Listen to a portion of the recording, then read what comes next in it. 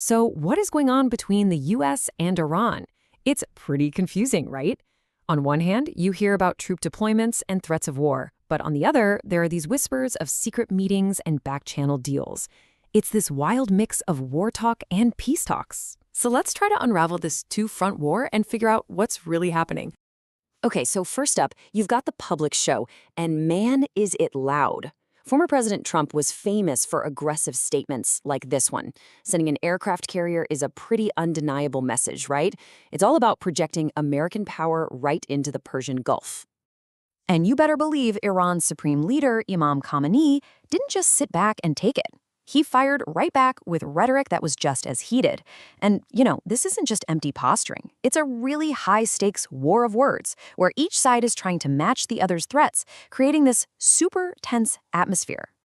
But this war of words, it's not just stuffy speeches from podiums. Oh no, it has spilled over into a full-on propaganda battle, and it's being fought online, where, let's be honest, perception is pretty much everything. I mean, this conflict is so modern. Social media has become this huge battlefield. You can find memes of Iranian leaders sinking U.S. aircraft carriers, and even these really sophisticated AI-generated videos showing entire U.S. fleets just burning in the ocean. It's a total psychological campaign designed to project strength and defiance.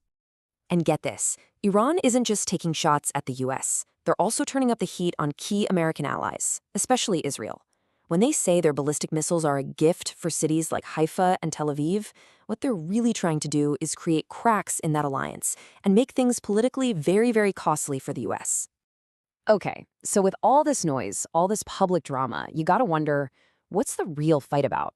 Because behind all the threats and the propaganda, there are these huge disagreements being hashed out in secret talks. Let's peel back the curtain and look at what they're actually arguing about. And wow, this table really lays it all out, doesn't it? On the nuclear program, you can actually see a path to a deal. Iran is saying, hey, we're willing to cut our uranium enrichment by 60%, but, and it's a big but, only if the U.S. lifts all the sanctions. But then you look at the other 2 points around support for proxy groups and its missiles, and it's a total dead end. For Iran, those are completely non-negotiable. They see them as absolutely essential for their defense and their influence in the region. And this is where it gets really interesting, right? This is the central puzzle of the whole standoff. Why on earth would both countries be involved in these super serious secret negotiations while at the same time they're yelling threats at each other in public? Well, it turns out it's a deliberate and kind of dangerous two-track strategy. So while we're all seeing those aircraft carriers on the news, there's this whole other story playing out in the shadows. A team of American envoys, including people like Jared Kushner and Steve Witkoff, have been quietly working as peace messengers, flying back and forth trying to find some kind of diplomatic way out of this. And look, we're not just talking about rumors here. These are confirmed super high-level meetings. On February 6th, the deputy foreign ministers secretly met in Muscat. Then, on the 17th, there was another round of talks in Geneva. And all this time, Trump was reportedly holed up in the Situation Room, constantly getting updates from his envoys. This is a serious diplomatic effort. But here's the crazy part. At the exact same time that these secret peace talks are happening, what's Iran's powerful Revolutionary Guard doing? They're launching these massive military drills right in the Strait of Hormuz. Now, that might sound like a contradiction, but it's not. It's a tactic. By flexing its muscles, Iran is trying to make its position stronger at the negotiating table, basically reminding the U.S. of the chaos it could unleash. And that right there, that brings us to Iran's ace in the hole, their biggest bargaining chip. And it's not its army or its missiles. It's a tiny 21-mile-wide strip of water that has a stranglehold on the entire global economy, the Strait of Hormuz. You see, the Strait of Hormuz is basically the only way out of the Persian Gulf for ships.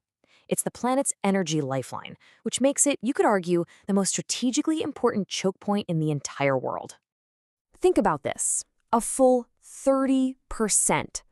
30% of all the oil that travels by sea in the entire world squeezes through this tiny little gap. If there's any disruption here, you better believe it sends instant shockwaves through energy markets everywhere.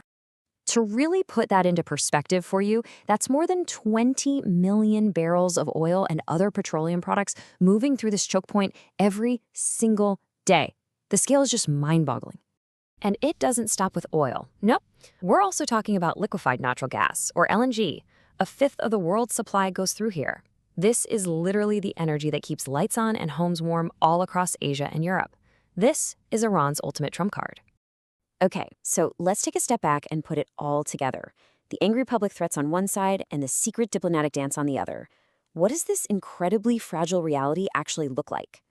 It's wild. It's like we're looking in a mirror. For years, the US has used this maximum pressure strategy with sanctions and military threats. Well, Iran basically said, okay, two can play at that game. They've launched their own counter-pressure campaign, using military drills, online propaganda, and threats to allies to prove they won't be bullied and that they can cause plenty of pain themselves. So the big takeaway here is this.